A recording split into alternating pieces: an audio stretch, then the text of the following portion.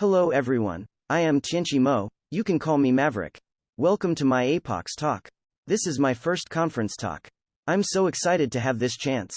I have some physical disability, so I let my computer speak for me. In this talk, I will introduce our research about adaptive filters on repeating sequences, and I will show you that those who learn from history aren't doomed when it repeats. Rephrasing George Santayana's most famous maxim.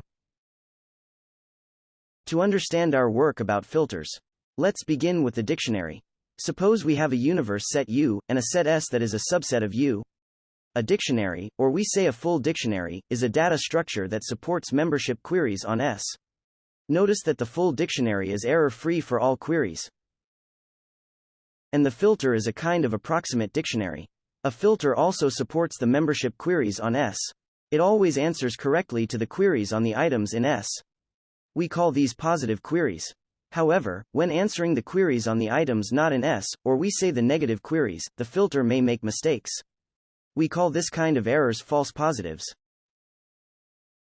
Here we formally show how a filter works. When item X is queried, if X is in S indeed, then the filter always gives the right answers. If X is not in S, then the filter can make a mistake with probability epsilon. We call epsilon the false positive probability. It is a tunable parameter of the filter. An important thing we need to notice is that the false positive probability holds only when X is queried for the first time. For most of the existing filters, once a negative item has been queried, it is fixed that the item is a true negative or a false positive. This property will cause some interesting effects. I'll show you a bit later. You might be curious why we need filters since they are not error-free. The answer is, allowing some errors makes the filter small and fast. We can easily calculate that a full dictionary needs at least the size of S times the log of the size of U bits to differentiate everything. In comparison, a filter with false positive probability epsilon needs only theta of the size of S times log of 1 over epsilon bits. If we set epsilon 0.001, 1 over epsilon is 1000 only, while the size of U can be billions or trillions. So, the filter is much smaller than the full dictionary. It can be kept in cache or local machine, which makes it fast. While the full dictionary is huge and needs to be stored on the disk or even remotely, which makes it slow. We need filters because they can filter out most of the negative queries. We just mentioned that the full dictionary is often stored on the disk or even remotely, so access to the full dictionary consumes lots of time, network traffic, and other resources. Therefore, we hope the full dictionary focuses on positive queries because only positive queries generate meaningful results. And filter in the cache or local memory can prevent most of the negative queries from reaching the full dictionary. This saves resources. To measure the performance of a filter, we usually use the false positive rate, which is the ratio of false positives to all negative queries in the given sequence. Generally speaking, we hope the false positive rate to be lower than the false positive probability, epsilon. However, the reality is cruel. The deterministic nature of the filter makes it vulnerable. As I mentioned in the previous slide, once a negative item is queried and turns out to be a false positive, it is fixed to be a false positive forever. An adaptive adversary can take advantage of this to make the filter useless simply by finding a false positive and repeating it. Let me give an example. At first, the adversary tries to query B, and the filter correctly blocks it. Next, the adversary tries to query D, and he finds a false positive. Then, the adversary can just query D repetitively, easily drives the false positive rate to near 1. Which makes the filter meaningless because it filters out none of these negative queries and the system wastes lots of resources. Repeating the false positives becomes a dangerous adversarial mechanism. This is definitely ironic, because if the filter can remember the false positives in some way, then the more the false positives are repeated, the more mistakes should be avoided, and the more the performance of the filter should be improved. Like we show here, if the filter can remember D as a false positive and block it in future queries, then repeating query D will actually help the filter to avoid mistakes. Just as our title shows, if you can learn from history, you can avoid being doomed. With this motivation, the adaptive filter is proposed in Mitzenmacher et al.'s APOCS2018 paper and Bender et al.'s APOCS2018 paper. The goal of the adaptive filter is to make every negative query has a false positive probability no bigger than epsilon, no matter it is repeated or not. Asymptotically, an adaptive filter is as small as a non-adaptive filter. Bender et al. Proved in their APOCS2018 paper that the goal of the adaptive filter can be achieved with a theta of the size of s times log of 1 over epsilon bit filter, plus order of the size of s extra bits for adaptivity, so the total size is still theta of the size of s times log of 1 over epsilon bits. With this configuration, an adaptive filter can finish insertion, deletion, and query in constant time in amortizing, just like a non-adaptive filter. Bender et al.'s Fox paper successfully achieved the goal of the adaptive filter. But they left an open problem: given a certain level of repetition of queries, how much the performance of the filter can be improved by adaptivity? We solved this puzzle in our APOCS paper. By quantifying the performance improvement of an adaptive filter as a function of the repetition of queries. More specifically, we model the repetitions of negative queries with Zipfian distribution. Our theoretical analysis and empirical experiment show that, first, with the growth of the query's repetitions, the false positive rate of the adaptive filter drops significantly. And secondly, in comparison, the adaptivity helps filters achieve a lower false positive rate than directly caching the false positive items does. Let's see our first result. Here, modeling the repetitions of negative queries by Zipfian distribution means we assume in the query sequence, the ith most frequent negative item is queried with a probability of 1 over I to z times h. We call z the Zipfian constant, it is bigger than 0, and the capital H is a normalization factor. Theoretically and experimentally, we show that with the growth of Zipfian constant z, which implies the negative queries have more and more repetitions, the adaptive filter's false positive drops as a function of z. An important thing I must point out is, unlike some other filters relying on the knowledge of query distribution to reduce the false positive rate, the adaptive filter is oblivious to the distribution of its queries. We only use the Zipfian distribution as a tool to control the repetitions of negative queries. To save you from the complex math, let me show you how the false positive rate of the adaptive filter change with the Zipfian constant in a visualized way. Here is an analytical graph based on our theorem. The horizontal axis is the Zipfian constant z, growing from left to right, from 0.1 to 3. The vertical axis is the theoretical false positive rate. The lower the better. We fix other parameters in the theorem as follows.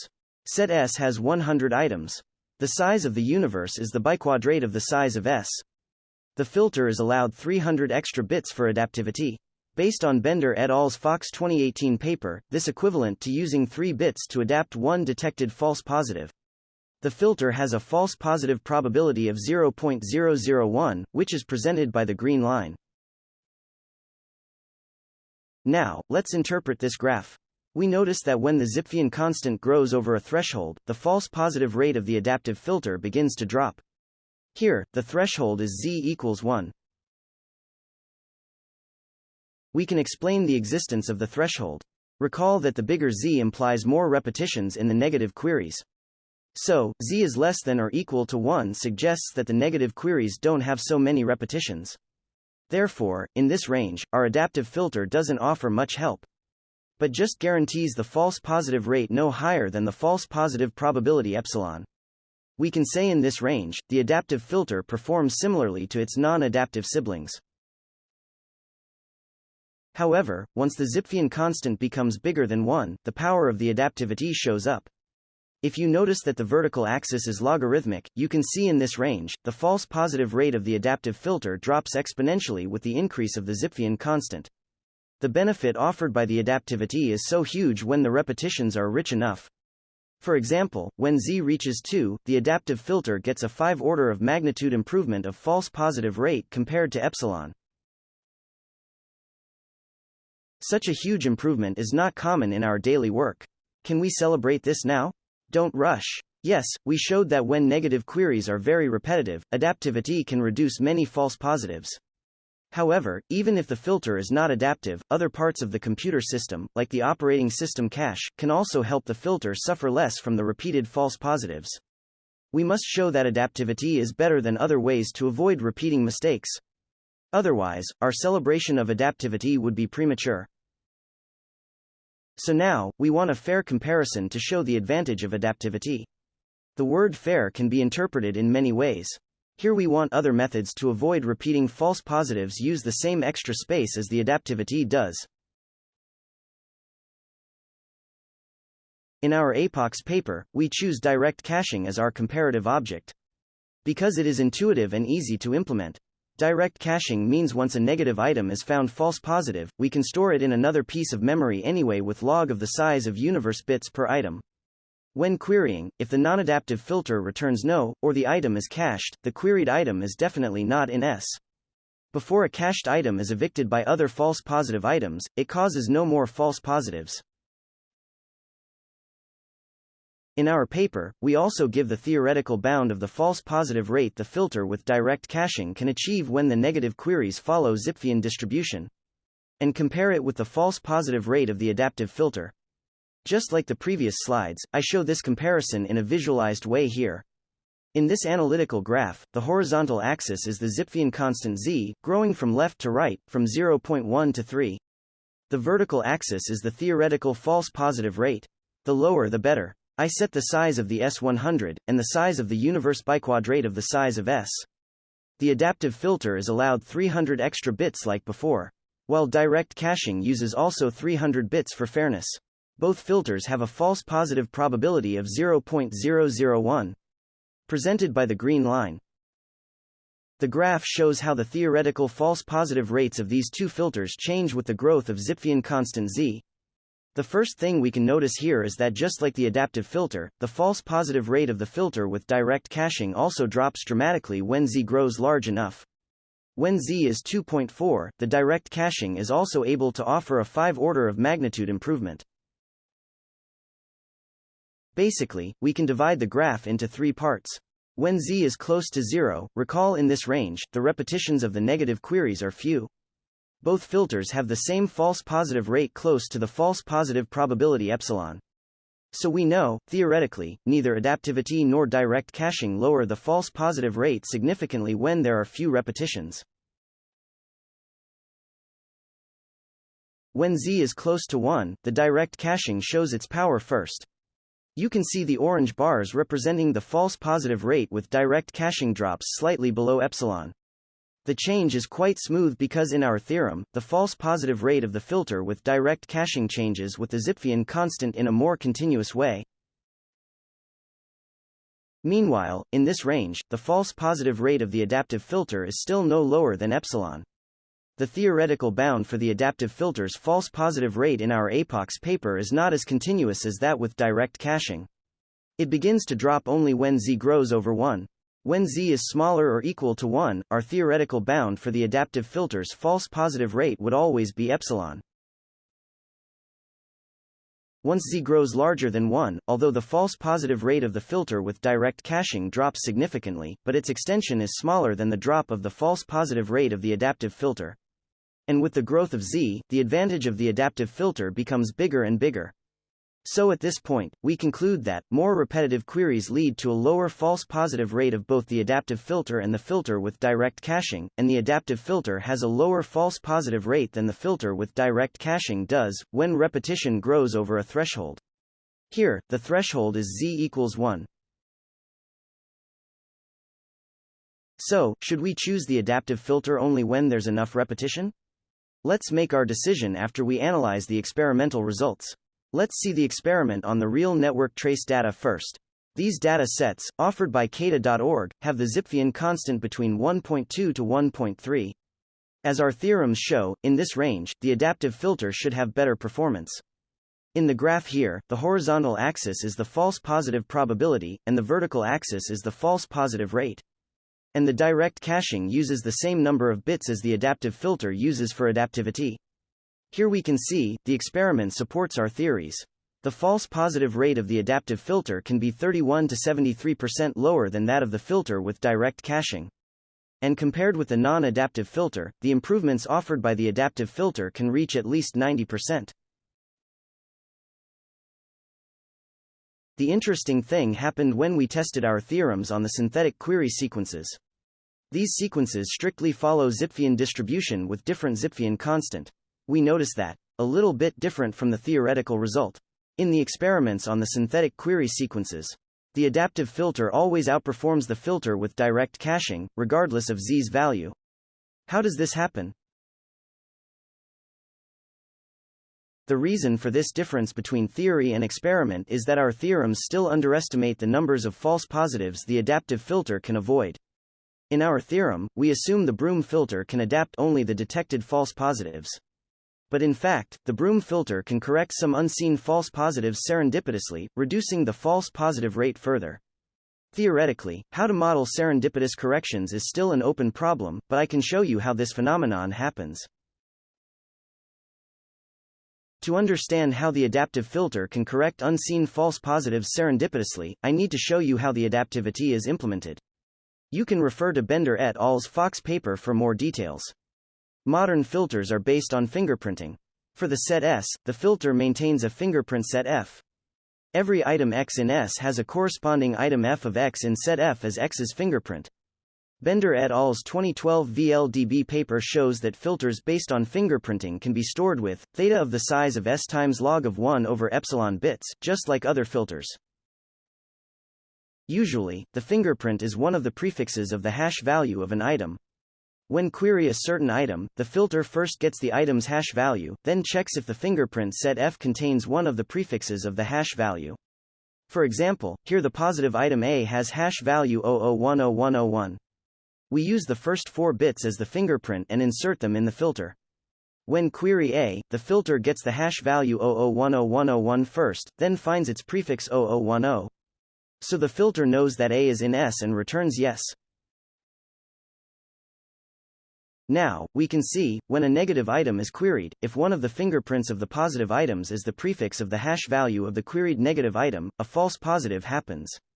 For example, here, A's fingerprint 0010 is also a prefix of B's hash value, so when B is queried we get a false positive. Now, we can introduce adaptivity. First, the remote or on-disk full dictionary needs to tell the filter which positive item conflicts with the negative item. Here, the dictionary tells the filter the false positive is caused by A's fingerprint. Then the filter extends the fingerprint of the corresponding positive item until the false positive is corrected. For example, here, the filter adds 2 more bits to A's fingerprint, then, A's fingerprint is no longer a prefix of B's hash value, so the false positive causes by B is adapted. The fingerprint of a positive item can be the prefix of the hash values of several negative items. All of these negative items are potential to be false positive. For example, here, when A's fingerprint is 0010, both B and D can cause false positives. Then, when the filter adapts a detected false positive, some unqueried false positives can be corrected serendipitously. Because the extended fingerprint of the positive item can stop being a prefix of several hash values simultaneously. This makes it harder for the adaptive filter to encounter a new false positive, then reduces the false positive rate further. For example, if B is queried before D is queried, then, after A's fingerprint is extended to adapt B, A's fingerprint is no longer a prefix of D's hash value neither. So, even though D has not been queried, it has been corrected serendipitously. How to mathematically model the effect of serendipitous correction is still an open problem. So in our paper, we show some experimental results. In the experiment on the network trace data, we notice that 28 to 51% avoided false positives can be attributed to the serendipitous correction. So, in sum, adaptive filters offer significant practical savings in terms of achievable false positive rates when the queries are repeated. With the growth of the number of repetitive queries, the false positive rate of the adaptive filter drops close to 0 quickly. In comparison, the adaptivity helps filters achieve a lower false positive rate than directly caching the false positive items does. No matter how many repetitions the queries have. That's all content I want to share with you. Thank you so much for listening to my APOCS talk. Please let me know if you have any questions.